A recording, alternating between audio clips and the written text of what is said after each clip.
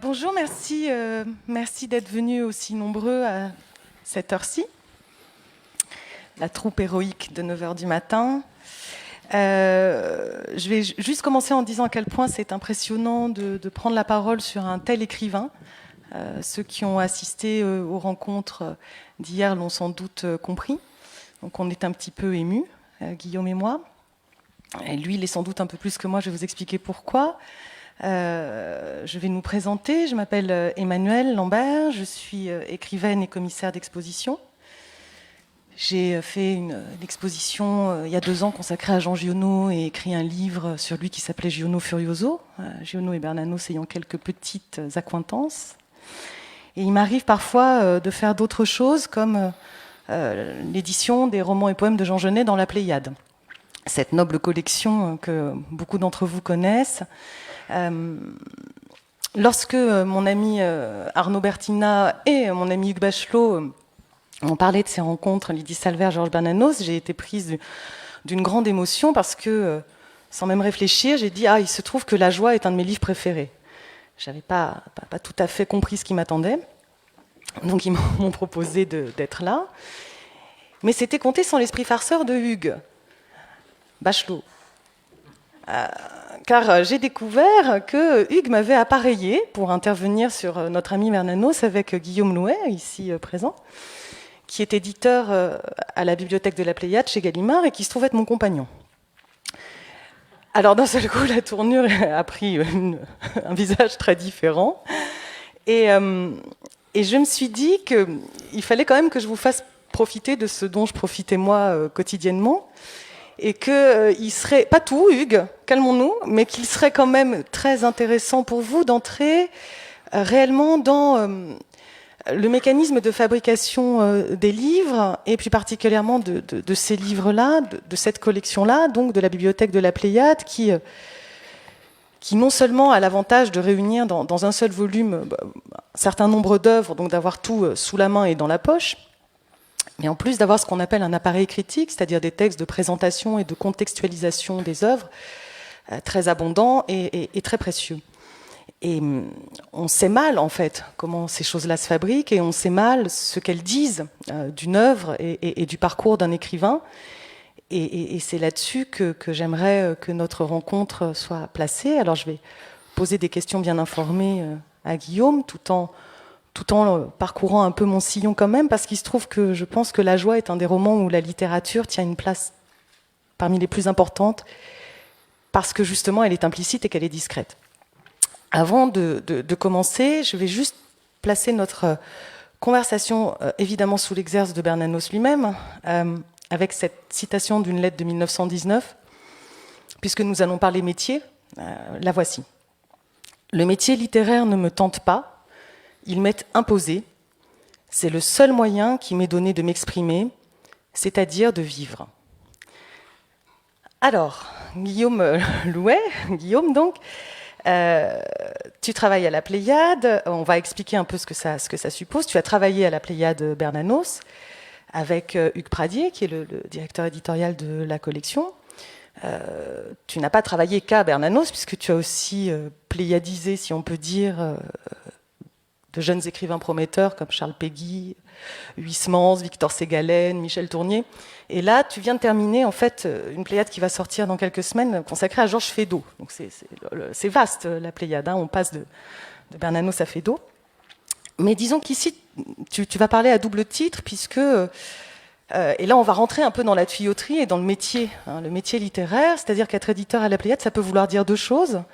Ça peut vouloir dire être éditeur Pléiade, éditeur Gallimard, celui qui fabrique le livre et qui le donne au lecteur, qui le commercialise, on va expliquer tout ça.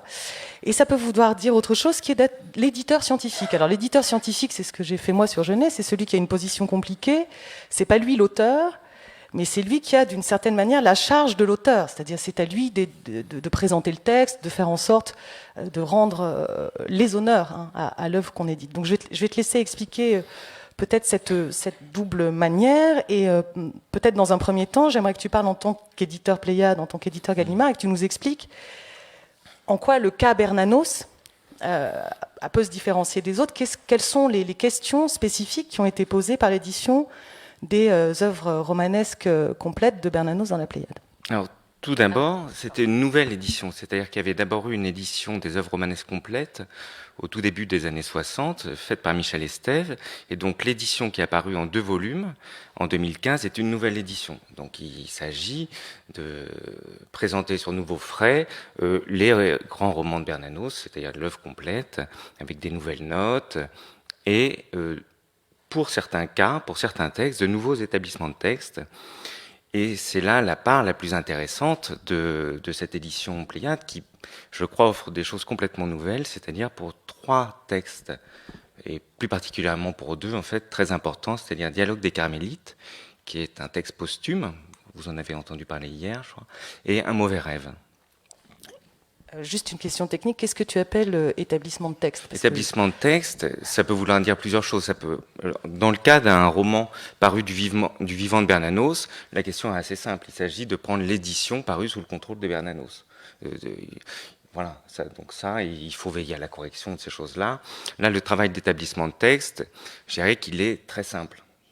Mais dans le cas dont tu parles, notamment de dialogue, ça a été une autre affaire, c'est ça? Dans le cas de dialogue, c'est très compliqué parce que, en fait, on a affaire à un texte posthume et c'est pas un petit texte. C'est-à-dire que c'est l'un des textes, peut-être le texte le plus célèbre de Bernanos. Donc, on a affaire, c'est un texte qui a été lu d'une certaine manière pendant plus de 60 ans. Et vous proposez une nouvelle version? On propose une version tout à fait nouvelle. Alors, Hugues Pradier, pour ce texte-là, m'a confié la mission d'être l'éditeur Pléiade. Parce que bon, j'ai eu différentes missions. Il y a une collègue qui a assuré l'édition Pléiade pour tous les romans parus du vivant de Bernanos. Et moi, je me suis occupé de l'édition Pléiade de ce texte, dont l'édition scientifique a été assurée par Monique Gosselin, et qui a fait un travail absolument novateur. Mais moi j'ai une question un peu... Oui. Mais comment, des années après, on en vient à publier un texte différent de... Oui, ça peut paraître loufoque, mais... Oui, non, ce serait bien d'expliquer, parce que, en fait, du coup, dans le commerce, se maintiennent des éditions qui ne sont pas exactement les mêmes pour les lecteurs, donc ça peut être déroutant. Lorsque je dis que c'est complètement nouveau, c'est-à-dire que c'est un bouleversement, mais dans la continuité, malgré tout, c'est ça qui est un peu particulier, c'est-à-dire que c'est encore Dialogue des Carmélites qui est édité dans la Pléiade. Simplement, la présentation n'est absolument pas la même et l'ensemble de l'établissement du texte a été revu à partir des cahiers manuscrits de Bernanos. Or, c'est là où il faut aborder, aux archives, il faut aborder le cas de l'édition de Dialogue des Carmélites, c'est-à-dire juste la manière dont il était connu jusqu'à cette édition Pléiade.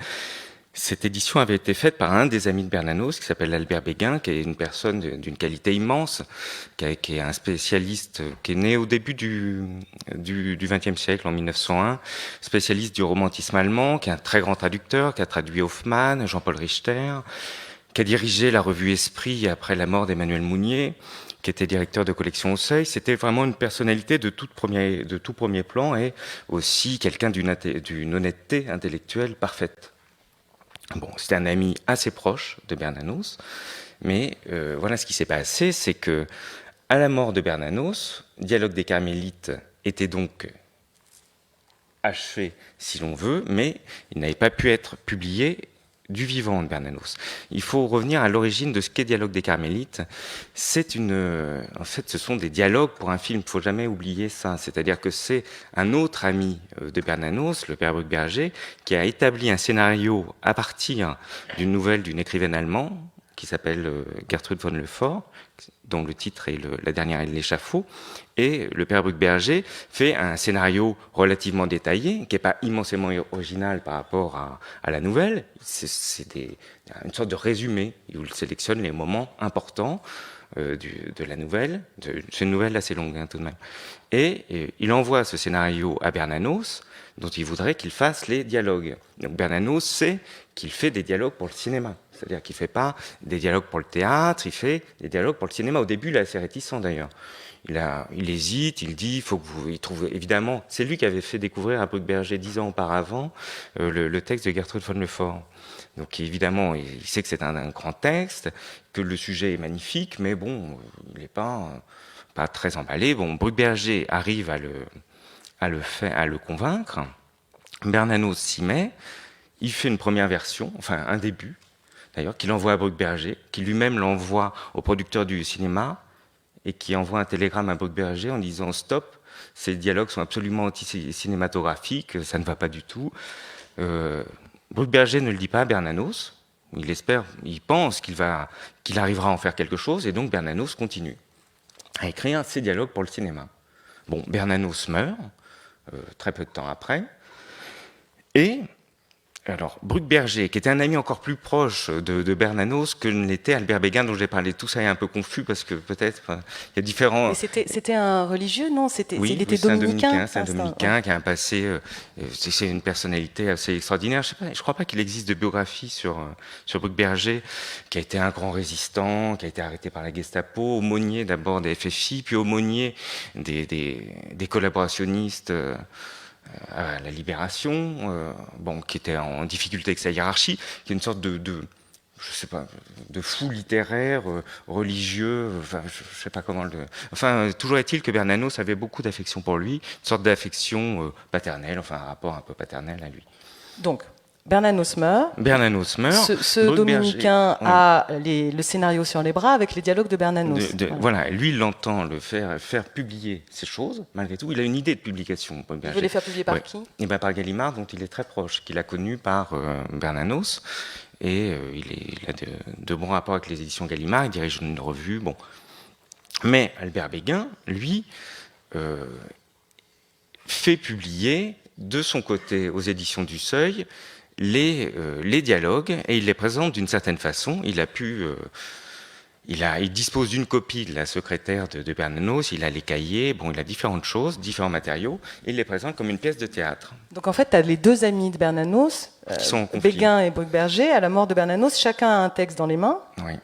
Bruckberger, il a une version brute qui est son scénar avec les dialogues de Bernanos.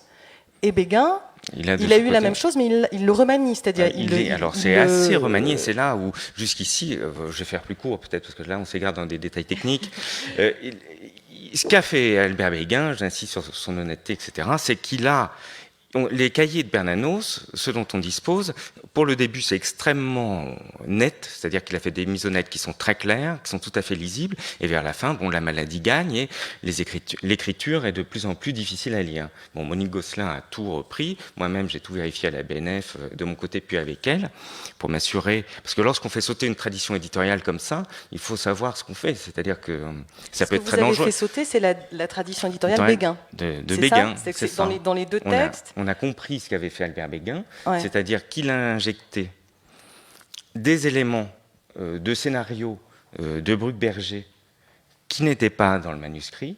Il a injecté des éléments de la nouvelle, dont un passage qui est très, très important. Enfin, de la nouvelle d'origine de Gertrude. Oui, qui est, j'évite, ce sera peut-être un peu allusif, je le regrette, mais si, il y a la chute, dans le dialogue des Carmélites, de la version Béguin, il y a la chute d'une petite statue, le petit roi de gloire, qui représente à la fois le Christ roi et le roi de France, et la Blanche à force fait tomber où le statue tombe et ça préfigure sa mort. Enfin, c'est une annonce de cataclysme pour elle. On le sent très bien. Et ça n'est pas dans le manuscrit. Donc c'est quand même une responsabilité écrasante en fait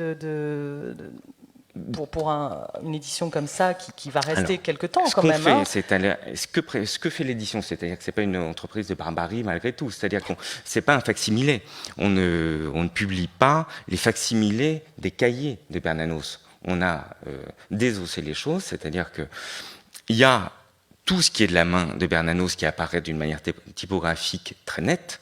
Il y a ce que Bernanos avait recopié lui-même du scénario qui est mis entre accolades, et il y a les éléments qu'on ajoute nous, qui ne sont pas forcément ceux d'Albert Béguin, d'ailleurs entrecrochés, provenant du scénario, et qui sont nécessaires à la compréhension.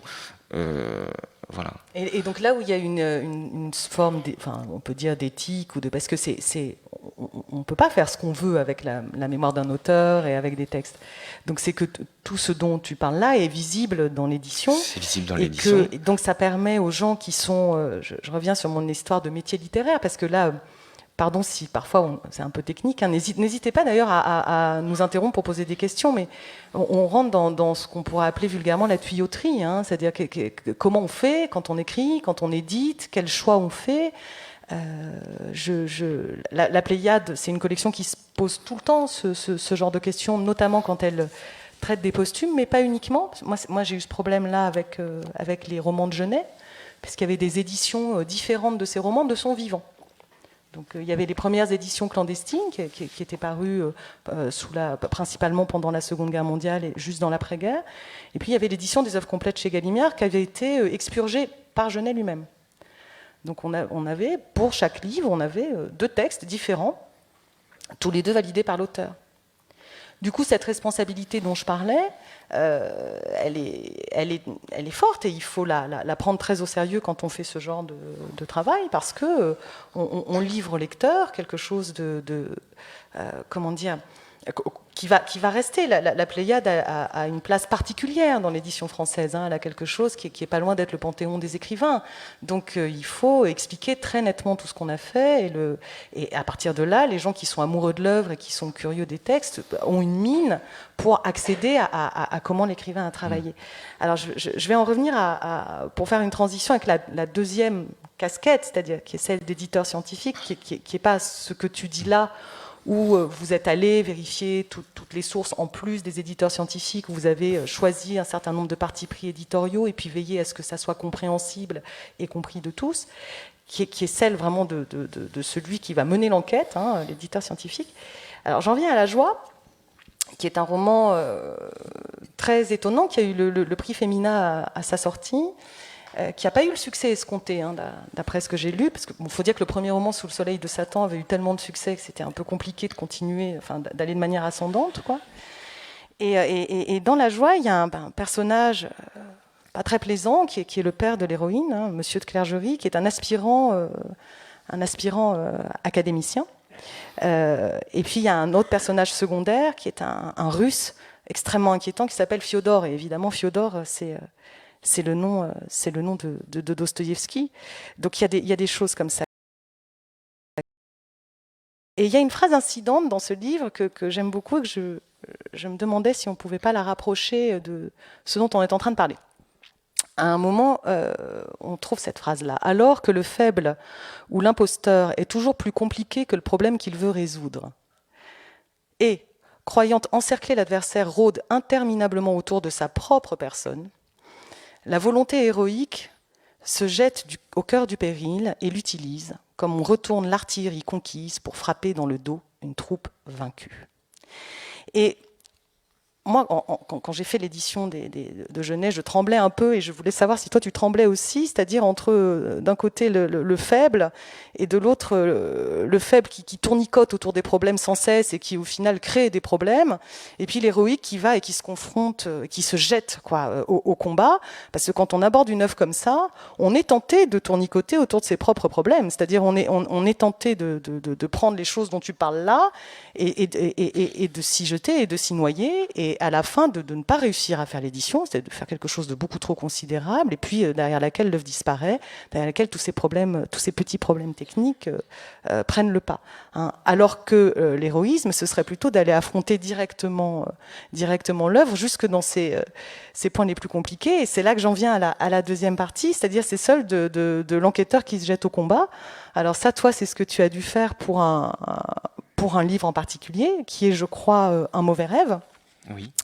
Ce livre a une histoire compliquée, donc faire l'édition de ce texte était compliqué. Et là, presque malgré toi, tu es rentré dans une sorte de quête bizarre où tu as dû partir sur les traces de Bernanos, et tu as rencontré un certain nombre de personnages secondaires. Je vais te laisser raconter cette histoire-là.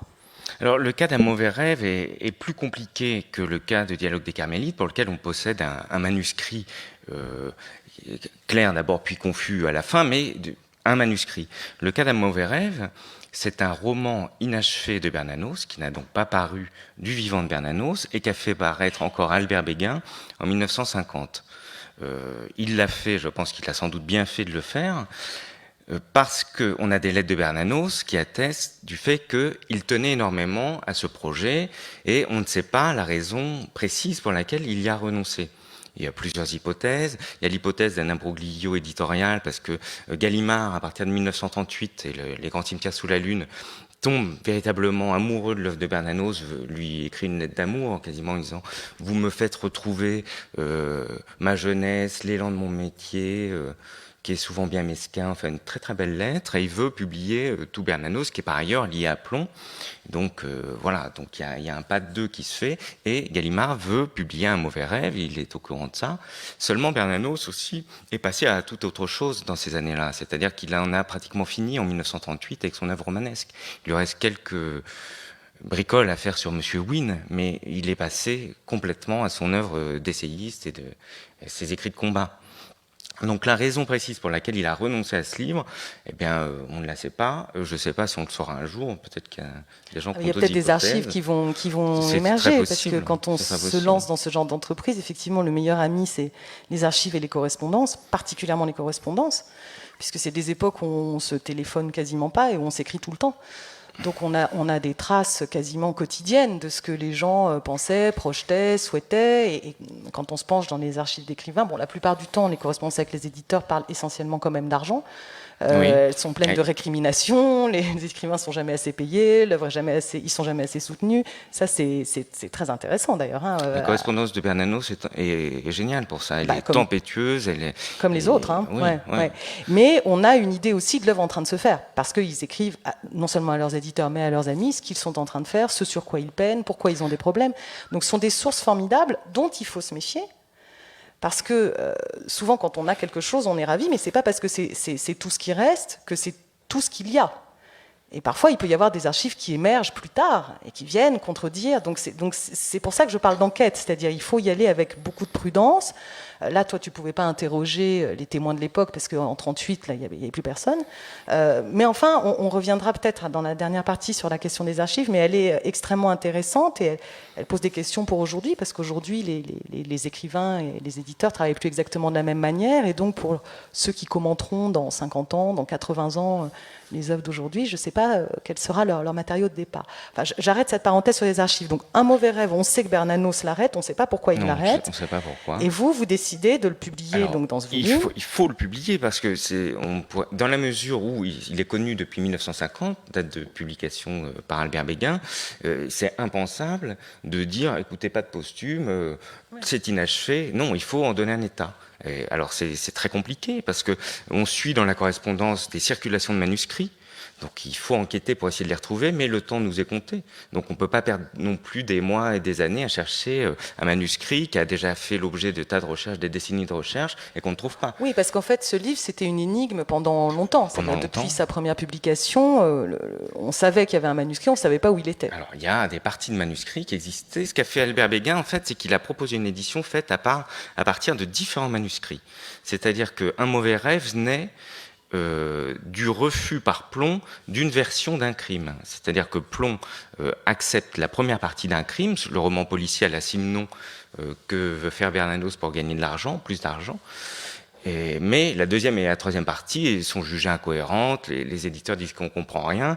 Je fais une parenthèse, c'est d'ailleurs intéressant, c'est-à-dire que Bernanos a réussi à imposer son œuvre malgré ce qui, d'un point de vue éditorial, semble invraisemblable, ce que disait Malraux, c'est-à-dire qu'il casse les lois du roman. Et il le fait avec naturel et un naturel fou. Et on voit d'ailleurs, je fais encore une assise parce que c'est important. Non, mais on voit dans les comptes rendus de l'époque, moi des critiques que j'aime beaucoup, qui sont des critiques extrêmement fins, mais qui passent leur temps à dire tel dialogue est invraisemblable, c'est pas possible, l'apparition du diable, autant chez Huysmans, ça tient, autant chez Bernanos, ça tient pas. Qu'est-ce que c'est que ces structures en deux parties auxquelles on comprend rien? Les gens disent, sur les dialogues, sentent le génie, voilà. Ouais. Ils sentent le génie, mais ils sont gênés, souvent. Voilà. Ça ne leur va pas. Et malgré ça, malgré tout, il réussit à imposer son œuvre. Il le dit d'ailleurs, c'est-à-dire que face aux plaintes de ses éditeurs chez Plomb, il dit mais moi, je dois envoyer petit bout par petit bout mes manuscrits parce qu'il a mis au point une technique qui était de se faire payer. On revient aux questions d'argent, mais de se faire payer au fur et à mesure. On parle en même temps là. Il faut que tu expliques la question de l'argent. L'argent, elle est décisive. À partir du moment où Bernanos a du succès avec Sous le soleil de Satan et où il quitte son métier dans les assurances pour être écrivain et qu'il voyage, enfin qu'il a cette vie errante un peu de fuite en avant, très très romanesque, et qu'il a une famille nombreuse, et bien il lui faut de l'argent. C'est jamais assez, et il lui en faut, voilà. Et alors c'est petit bout par petit bout qu'il envoie. C'est payé à chaque fois. c'est-à-dire voilà, il négocie, au lieu de toucher de l'argent une fois que c'est terminé, il envoie des chapitres et à chaque fois, il touche un peu d'argent. Comme ça, il a de l'argent qui court de manière régulière, parce que c'est fondamental. Comment vivre, hein, alors, voilà. l'éditeur fait une dactylographie qu'il lui envoie, qu'il peut reprendre, etc.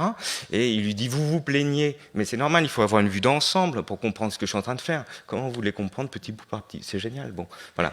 Et donc, Un mauvais rêve, Albert Béguin, toujours lui, propose cette édition où il mêle des bouts de manuscrits, c'est-à-dire le retravail qu'a fait Bernanos à partir de ce qui a été refusé par Plon, d'un crime, et différents brouillons, etc. Donc, Hugues Pradier m'a demandé de m'atteler ce dossier avec une bernanosienne, ce que je ne suis pas. Moi, je suis un grand lecteur de Bernanos, mais j'ai pas passé des décennies à étudier son œuvre. C'est une œuvre qui me bouleverse, mais voilà.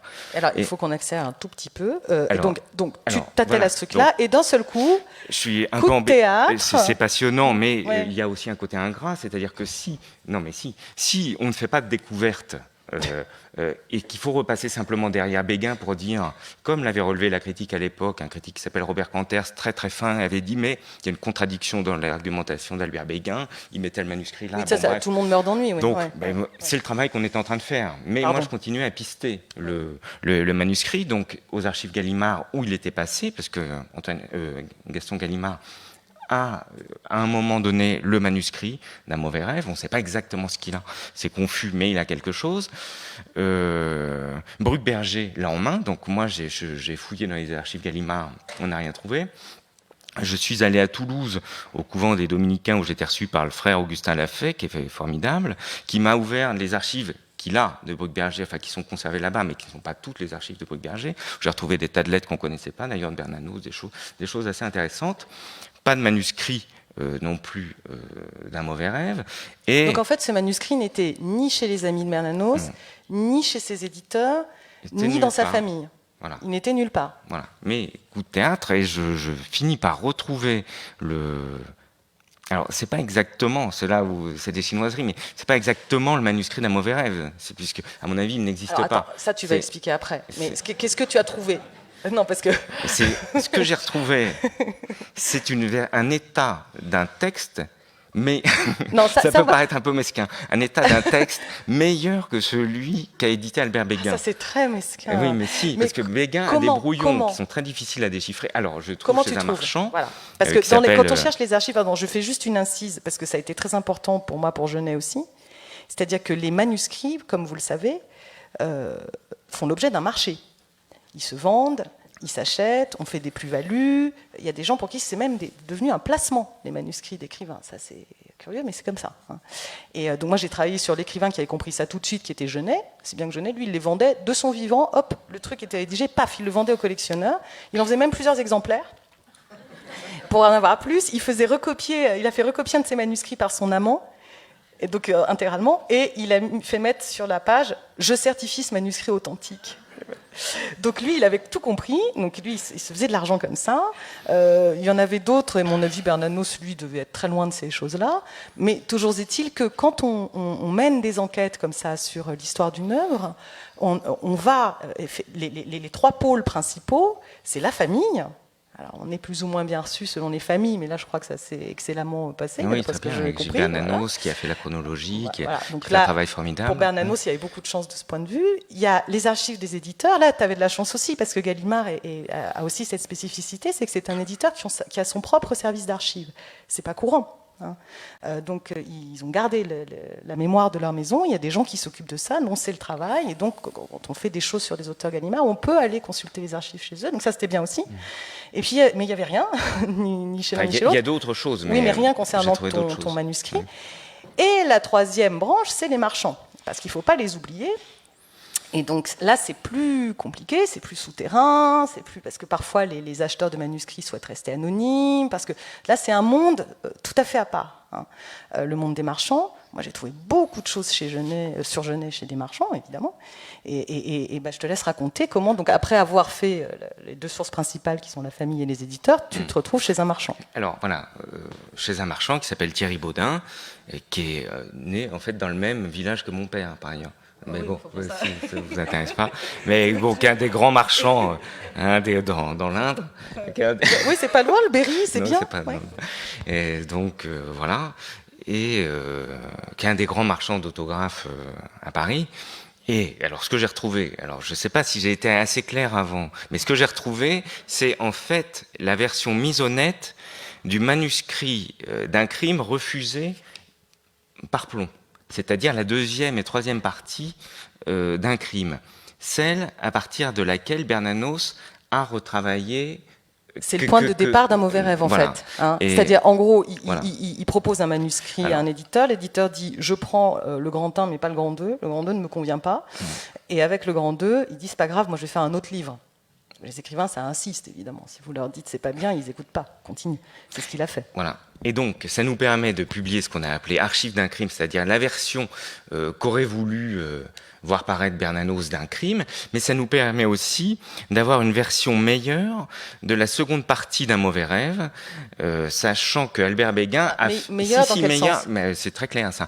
Albert Béguin a la seconde partie d'un mauvais rêve, qui à mon avis n'existe pas en réalité, c'est-à-dire qu'il n'y a pas réellement de traces de modification de Bernanos à partir du manuscrit d'un crime. Il y a des mélanges de dactylographie, il y a des lacunes, et Béguin a suppléé aux lacunes à partir de brouillons, très très difficiles à lire.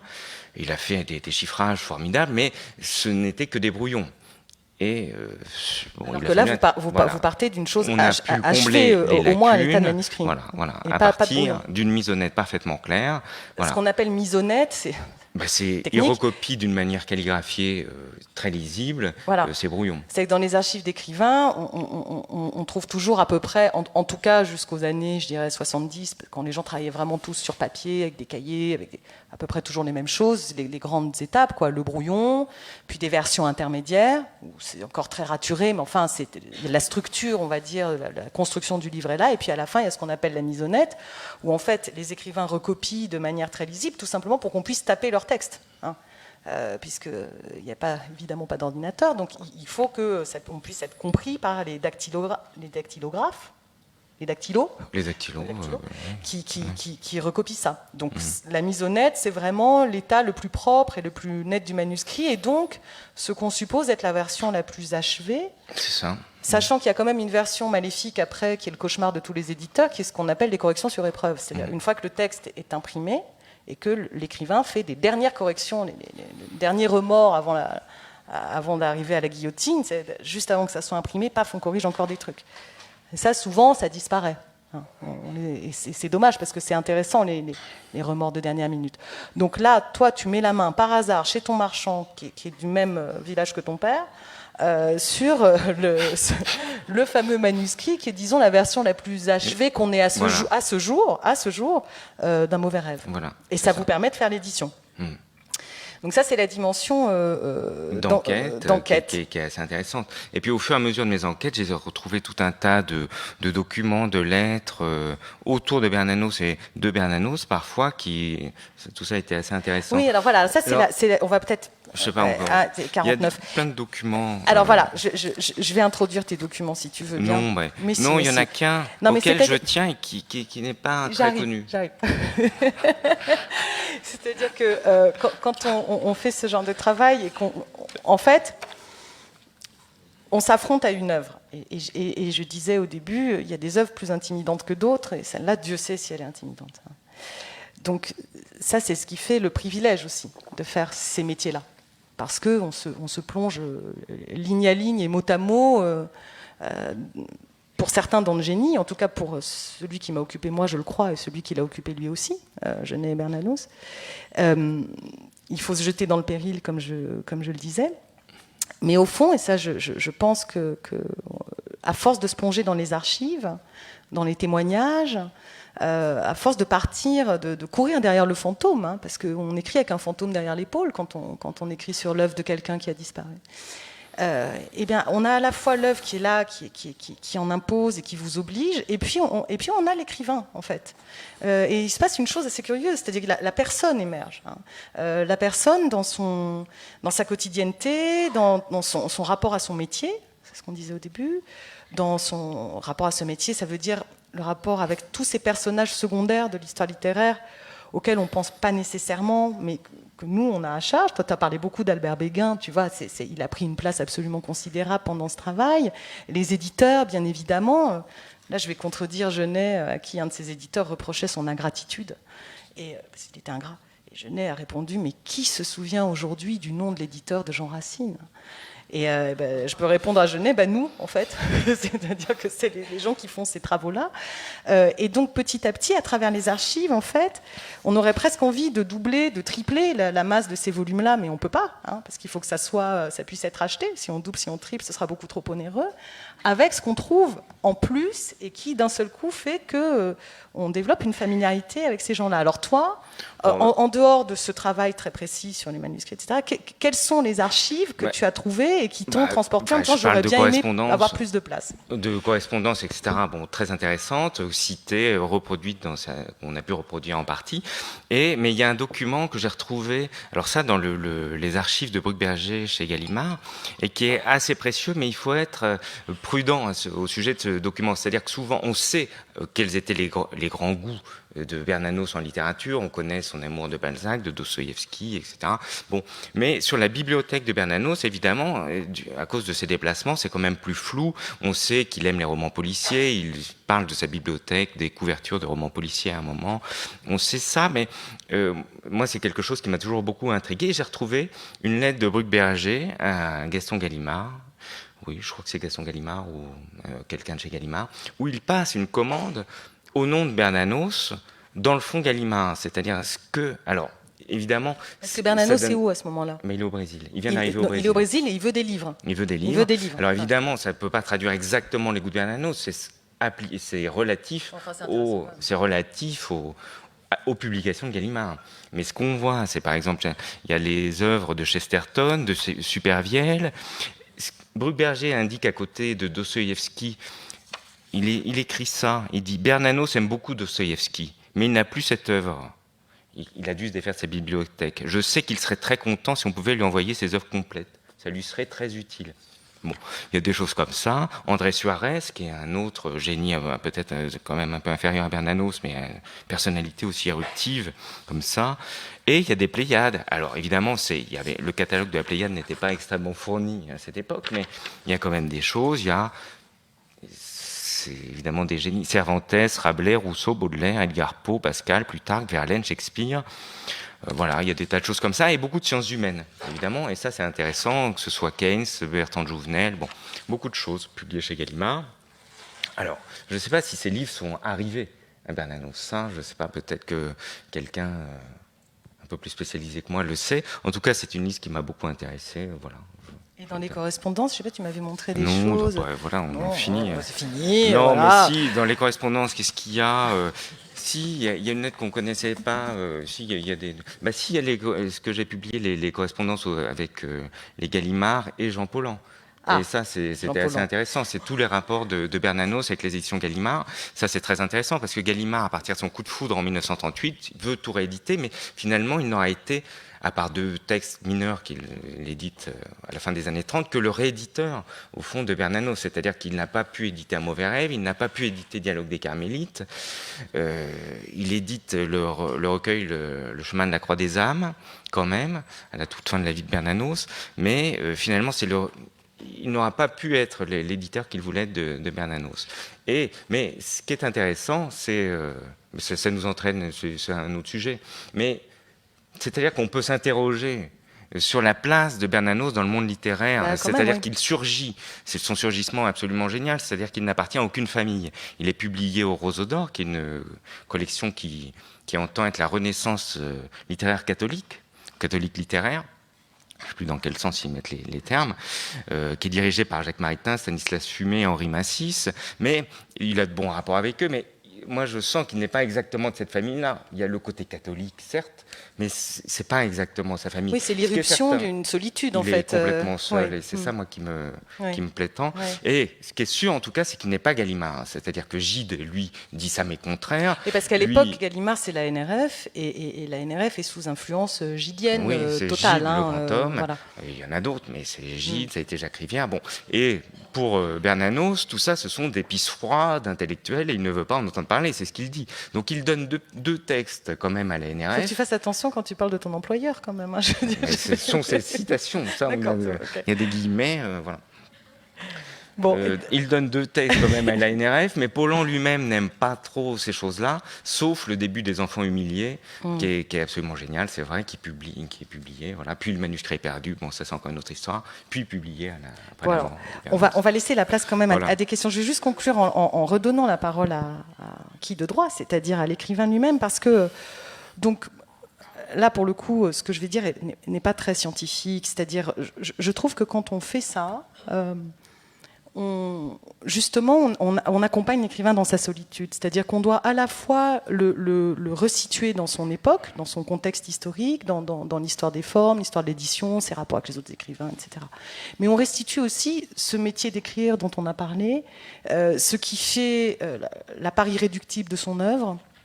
Et dans La Joie, il y a ce qu'on peut appeler peut-être un peu hâtivement un raté, en tout cas ce personnage un peu ridicule dont je parlais, qui veut rentrer à l'académie, qui ne rentre pas à l'académie. Bon. Et dans un moment comme ça où il s'ouvre de sa propre infortune, son propre dégoût de lui, il a cette phrase que je trouve admirable et que je vous livre avant que vous puissiez nous poser des questions. Il faut d'abord tracer la route, pas à pas, de l'enfance à la vieillesse. Tâter chaque pouce de terrain, détendre les pièges, ramper, ramper, toujours ramper. Que diable! Pour se faire entendre, reconnaître, on doit se mettre au niveau des autres. On ne parle pas debout à des gens couchés. Qui se redresse, se voit seul, tout à coup. Merci.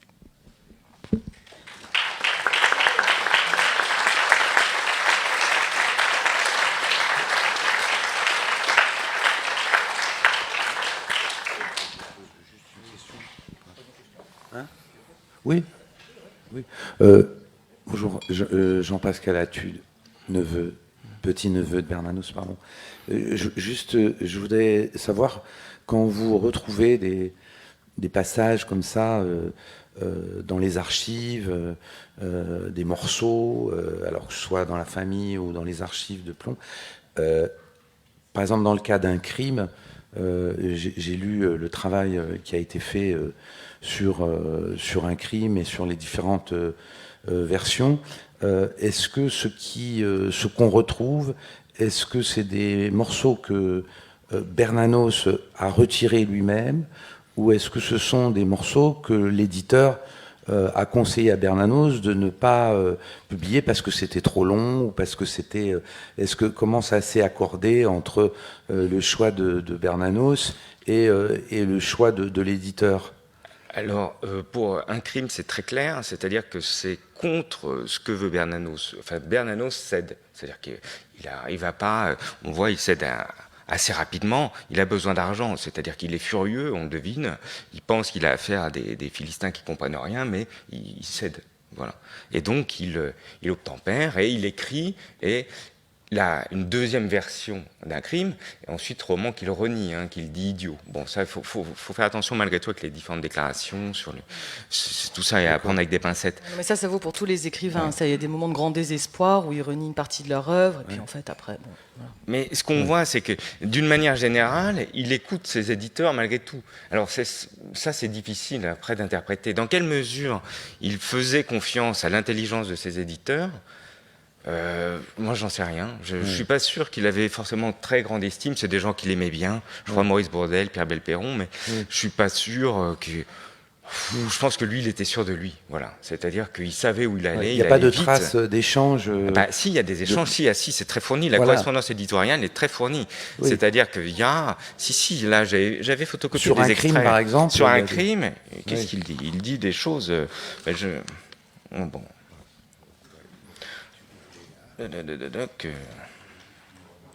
D'abord, les craintes manifestées par Belperron, un des éditeurs chez Plon, avec Maurice Bourdel qui dirige Plon, n'ont aucune, jusqu'ici, aucune raison d'être. Les pages envoyées font suite aux 15 premières, etc. Donc il n'est pas d'accord. Hein. Non, il n'est pas d'accord. Je pourrais faire... Ouais, non, il n'est pas d'accord. Enfin... Non. Et il pense, ce que je disais tout à l'heure, c'est-à-dire qu'il y a une chose auquel il croit, et c'est là où il est peut-être finalement assez indulgent avec ses éditeurs qui naviguent à vue, tout le monde est en flux tendu dans cette histoire, parce qu'il faut aller vite, il faut faire saisir les textes, et il pense que pour lui, il sait où il va, et il pense qu'eux ne savent pas où il va, parce qu'ils n'ont pas l'ensemble. Ça, et donc c'est peut-être pour ça qu'il est finalement assez indulgent avec eux, mais je crois surtout qu'il a besoin d'eux, et c'est un rapport tendu, il les insulte un peu, il les rudoie, il veut de l'argent. Mais ce qui ressort de ça, c'est que je ne sais pas exactement quels sont, enfin si j'ai une petite idée, quels sont les rapports des auteurs aujourd'hui avec leurs éditeurs. Ce qui est sûr, c'est qu'il n'est pas très respectueux. Voilà. C'est-à-dire que il fait ce qu'il doit faire parce qu'il sait qu'il est seul et qu'il est dans ce rapport de force, dans ce rapport économique, eh bien, il faut avancer et donc il cède là où il peut céder. Et voilà. Oui, et il a cédé, voilà. Il a cédé les deux. Oui. La posture, il a réécrit son manuscrit sous contrôle de l'éditeur et des séances de travail. On va faire de l'abbé Brémond. On ne va pas refaire allonger la communication. Mais c'est vrai que l'abbé Brémond était évidemment mis en cause dans le personnage de Cénabre. L'abbé Brémond étant une vedette, enfin un auteur Plon, il a publié plusieurs ouvrages chez Plon, et donc a débarqué chez Plon en hurlant, accompagné de Maurice Martin Dugard, directeur des Nouvelles Littéraires, en disant « Qu'est-ce que c'est que ce foutoir ? Je suis un auteur Plon, Bernanos, alors il peut m'accuser d'avoir un sérail et d'aimer les petits garçons, mais par contre, qu'il ne m'accuse pas d'avoir perdu la foi et d'être un hypocrite. » Et à partir de là, il y a des séances de correction à la table, où Bernanos corrige. Alors, l'accent aixois de Brémond devient un accent lorrain, en allusion à la famille Bernanos, et tout un tas, les citations notamment, il y avait des ouvrages de Cénabre sur certains mystiques qui étaient bien évidemment les mêmes que Brémond, il change les noms. Donc il est quand même assez souple, je dirais, avec ses éditeurs. Quant à l'affaire d'un crime et d'un mauvais rêve, il s'était embarqué dans une histoire totalement délirante, qui était de faire d'un côté du Bernanos et de l'autre, sous pseudonyme, des romans commerciaux.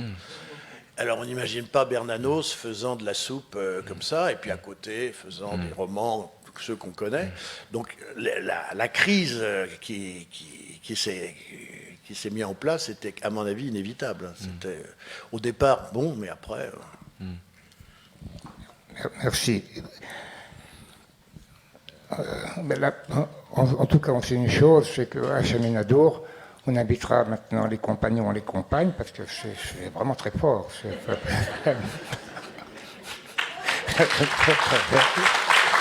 Voilà.